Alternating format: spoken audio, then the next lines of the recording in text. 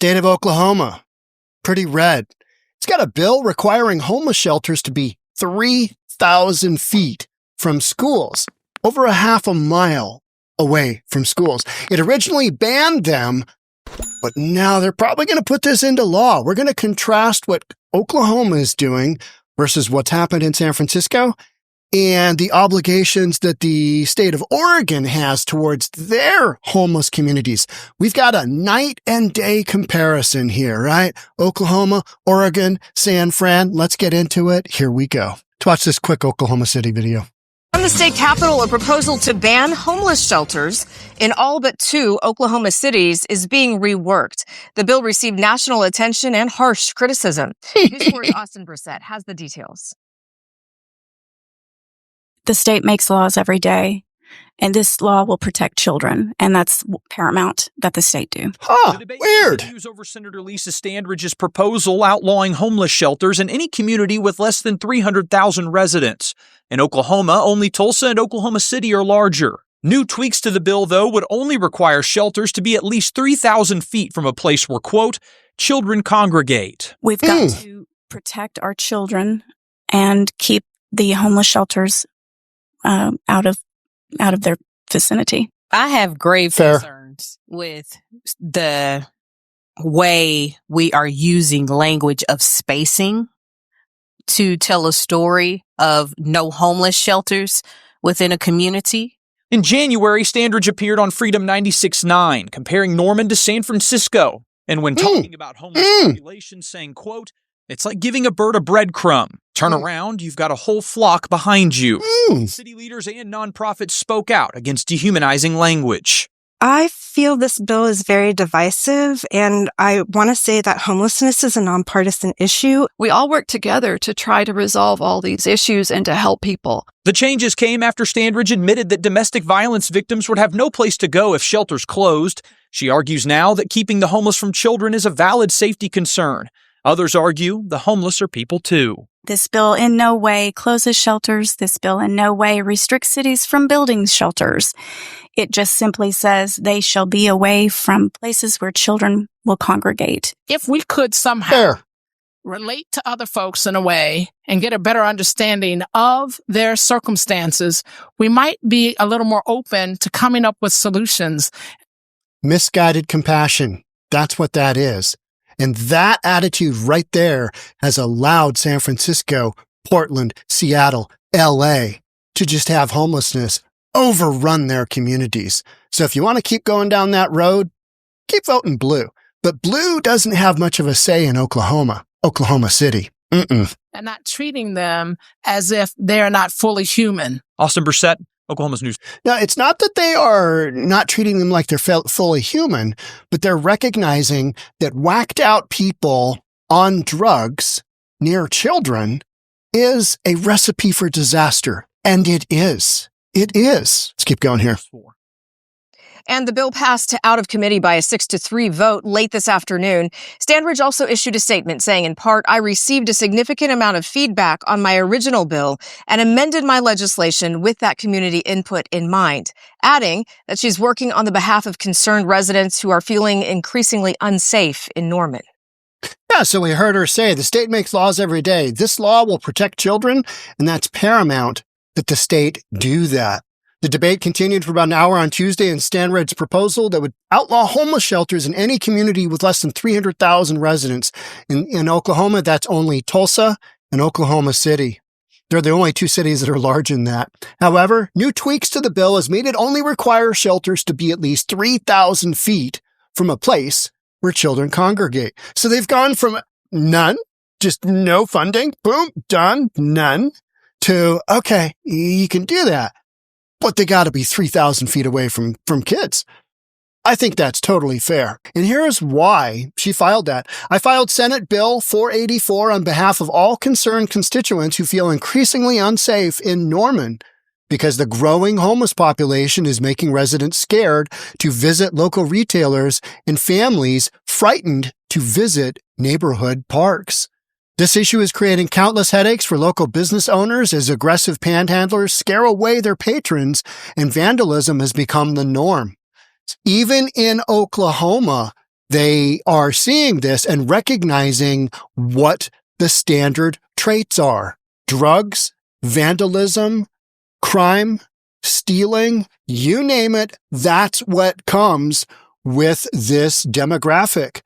Are all homeless people in that category? No, not all, but the vast majority are. And you got just a whole bunch of fentanyl users. I mean, it's not that hard to figure out. Public safety was my top priority as I filled this legislation on behalf of constituents, ensuring there's a significant distance between homeless shelters and schools, parks, childcare facilities, and other places where kids gather, crucial to keeping our children safe. Yeah. What's going on in San Francisco? Well, losing $1 gazillion, Twitter headquarters, grocery shutters. You've got a situation where because of crime and homelessness, people don't want to go into certain sections of town. And that would be a lot of San Francisco on top of remote work, kind of hollowing out all the employees who would normally be in that area.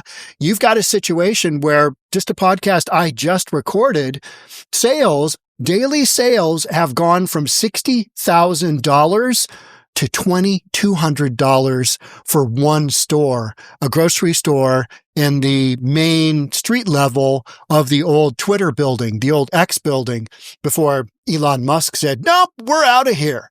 This is what the owner-manager of the market in San Francisco said.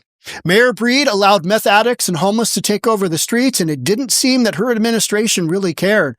And I'm sorry to say that, said Foley. He also directed his ire at remote work, which hollowed out downtown office buildings.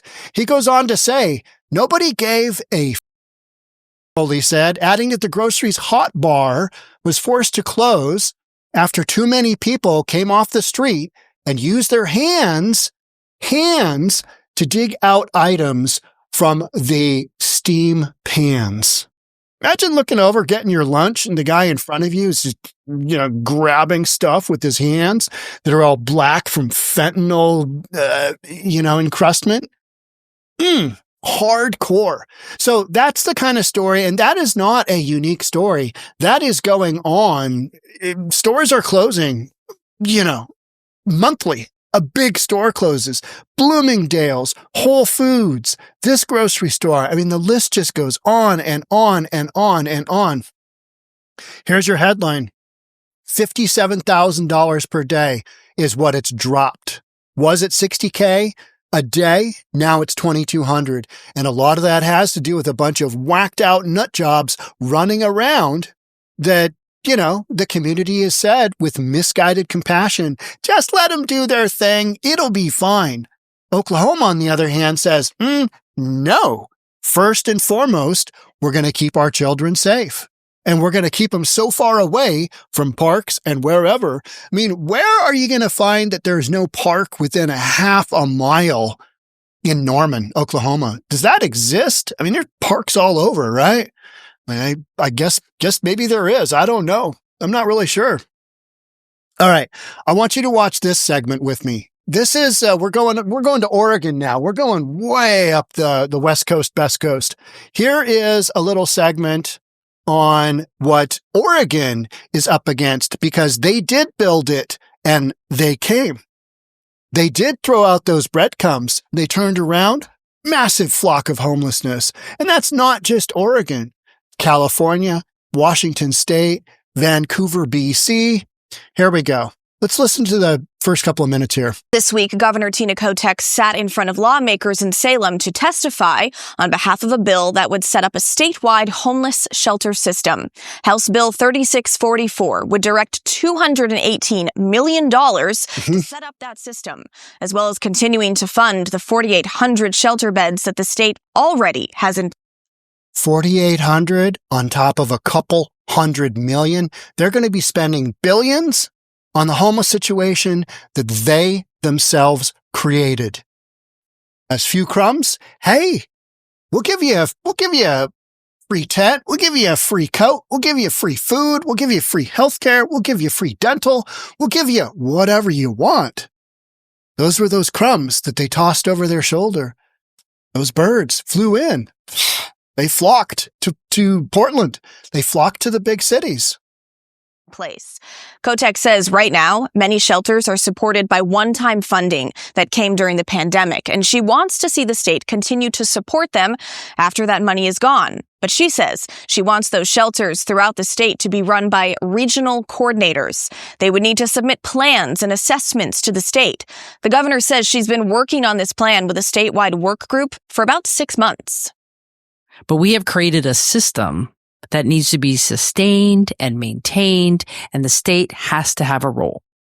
So what you see in the bill and the hard work of the work group is systemizing what has been happening, taking a regional approach, taking a approach that says we must get people housed in different types of ways determined by the communities through their consideration of what works best. The state is a partner. We're not telling folks what to do. We're guiding and saying we need some consistency across the state. We have to have measurable outcomes. We need to know how the dollars are producing the outcomes we need. Kotek said, that right there, ladies and gentlemen, is why Portland, San Francisco, LA, Seattle, Vancouver have just loads of whacked out homeless people, because they have this misguided compassion that it's their responsibility to take care of all these people that choose to live in a tent on the sidewalk and do drugs all day. Pretty simple, right? And it's pretty basic. So you either want to take care of them, or you make it difficult for people to live this lifestyle. And you know what? They'll go somewhere else. So if you don't want this in your community, maybe don't vote blue. I'm just saying, we saw what Oklahoma's doing. Pretty red there. 77 out of 77 counties voted red in the last elections, right? Yeah. Let's see what Blair Best has to say here. This is her story. This is part of the homelessness emergency order she signed on her first day in office. She talked about it more in a news conference yesterday, saying the $218 million is needed to simply keep the services we have in place. That's not to grow it. That's to sustain the foundation that we have built across the state under my emergency orders to have some level of existing shelter continue into the next biennium. Build it and they will come. They're there. They're stuck with them.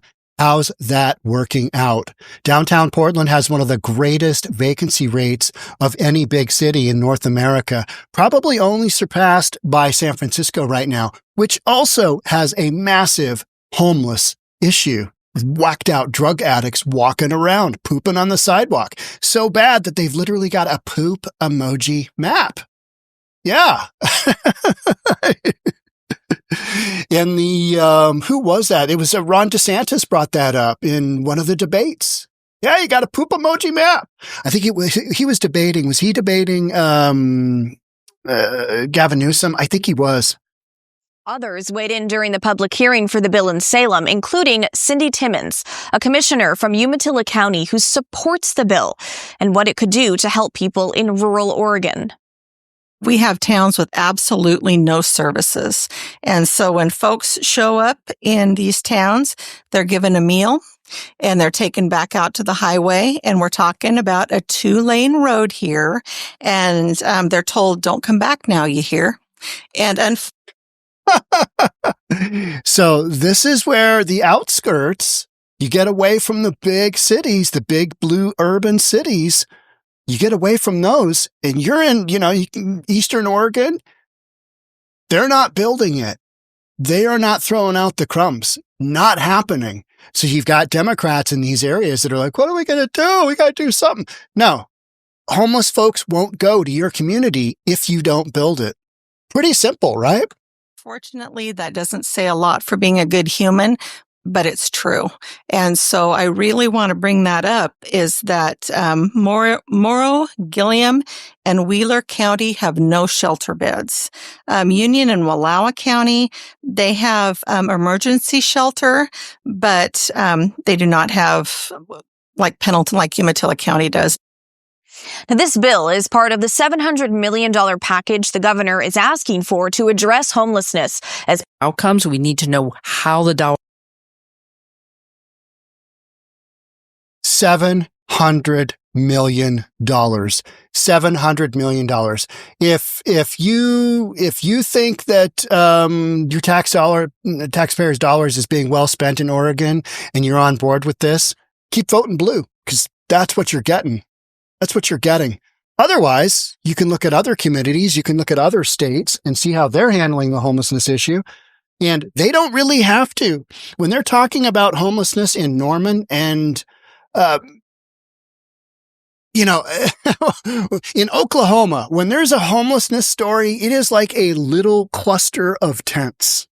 It's shocking. I've looked at it. I've reported on that. I've physically been there because my parents live in Oklahoma City. They live just north of Hefner Lake. And so I go there. I visit during Thanksgiving every year, and I've been following the homelessness issue there. There isn't one. There really isn't one. And it's because they haven't followed that. Well, if we build this, they will come.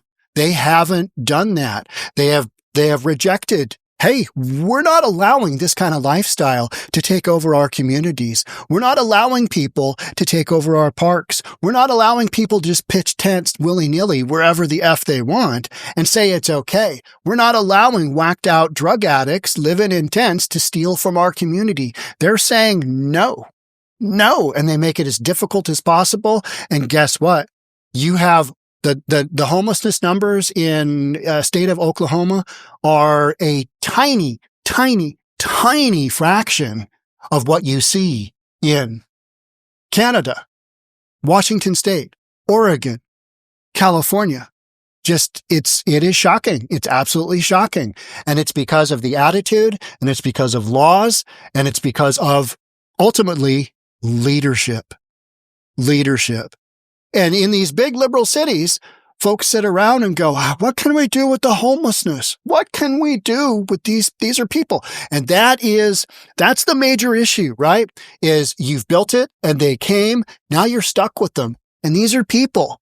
You can't sweep them under the rug. Doesn't happen. Look what's happening in San Francisco. They're trying to clean them up. And they just keep coming back. Clean them up.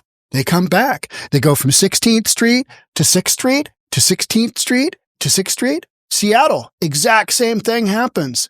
They'll go from somewhere in downtown Seattle back to the Blade. Somewhere in downtown Seattle gets cleaned out. It's just because they're human beings. And I say this often, you got three options with what to do with the whacked out homeless people. Number one, incarcerate them if they commit a crime. All right. Okay, say they're not committing a crime. Now, inevitably they will, because they're, doing drugs and they're going to need to steal to get those drugs. So you incarcerate them. Not all of them fall into that category. Involuntarily commit them to drug program, to detox, to rehab. We're not doing that. Big liberal cities, big liberal states, not doing that, because you got that whole free will thing. Let them do whatever they want until they kill themselves. It's all good. Third thing. Put them in a psych ward because they're nuts, because the drugs they've taken or the underlying condition they have for the drugs that they're taking illegally without a doctor's prescription has made them mentally insane. Incarcerate them. Those are your three options of what to do. And that is not happening in these big liberal cities, nor will it happen because there's no will of the constituents. There's no will yet of political leadership to do those things. There's a little bit, they dip their toe in the water and say, well, we should do this law, where you can see with Oklahoma's, the direction they're going. Yep. Half a mile. You can't go anywhere in Seattle where you would have a half-mile distance between homeless communities, tents on the sidewalks, and a park or a school or a daycare. Not happening. Nowhere in Seattle do you have that happen. And it's because of this progressive notion that this unbridled compassion for our fellow human beings to just do drugs, steal from the community, live in a tent wherever they want, crap on the sidewalk, just allowed that to happen. And we just look the other way. Oh, yeah. Oh, homeless people. Oh, good Lord. I wish somebody'd do something about that. And they keep voting blue. Just boop, blue, boop, blue. I mean, when the rest of the country was going red, Western Washington went further blue because that has worked out so well. Where is all the population moving? Texas, Florida. Bunch of people are moving to Oklahoma. I don't know if you know that. That's why I read these stories, because there is a massive influx to communities where they haven't allowed nut job policies, like just allow people to live wherever. Just allow people to live wherever. Spent a bunch of time this last Thanksgiving down in Oklahoma City. Not a bunch, like, shy of a week, but enough to get the lay of the land. And I look every single time when I'm down there at areas that I've known the homeless community to be. And I mean, relative to Seattle, there's virtually no homeless issue. Relative to Portland, there is no. Relative to San Francisco, you don't have one. But it's because of policies like these. Hey, let's keep our children safe. That the homeless does not congregate. They're not flocking to those crumbs. So where you want to live? Choices, right? Got choices to make. Choices to make of who you put in office. If you're living in a big liberal city, this is what you voted for. This is what you get. Got to deal with it. All right. That's it for me on this one. Thanks so much for being here. We'll catch up with you in the next episode. Bye for now.